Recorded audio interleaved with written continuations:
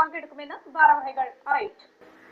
2015 December 31 മുൻപ് കേരളത്തെ ഭൂരഹിതരില്ലാത്ത സംസ്ഥാനമാക്കി മാറ്റും എന്ന വാഗ്ദാനം നൽകിയ ഉമ്മൻചാണ്ടി സർക്കാർ കാലാവധി പൂർത്തിയാക്കുന്നതിന് മുൻപ് മുഴുവൻ ഭൂരഹിതർക്കും ഭൂമി വിതരണം ചെയ്യണമെന്നാവശ്യപ്പെട്ട് വെൽഫെയർ പാർട്ടി ഭൂസമര സമിതിയുടെ നേതൃത്വത്തിൽ ഈ മാസം 17-ന് സെക്രട്ടേറിയറ്റ് ഉപരോധിക്കും. സംസ്ഥാനത്തെ 4 ലക്ഷം വരുന്ന ഭൂരഹിതരിൽ 10% പേർക്കാണ് 3 സെന്റ് ഭൂമിയുടെ പട്ടയം ലഭിച്ചിരിക്കുന്നത്.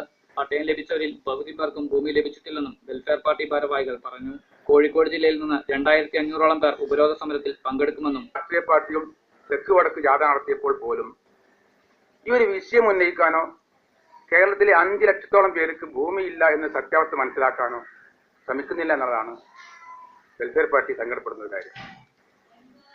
അതേപോലെ കേരളത്തിലുള്ള ഒട്ടുമിക്ക രാഷ്ട്രീയ പ്രസ്ഥാനങ്ങളും ഇത്രയും കാലം പറഞ്ഞിരുന്ന കാര്യമായിരുന്നു ഭൂരഹിതരുടെ പ്രശ്നങ്ങളൊക്കെ. പക്ഷേ വളരെ അടുത്ത കാലത്തായി വെൽഫെയർ പാർട്ടി സമരമായി മുന്നോട്ട് പോയതിനു ശേഷം CPM പോലും 2ാം ഭൂസമരം ആരംഭിക്കുമെന്ന് പറഞ്ഞെങ്കിൽ പോലും ആരംഭിക്കാതെ അത് അവസാനിപ്പിക്കുക എന്നാണ് മനസ്സിലാക്കുന്നത്.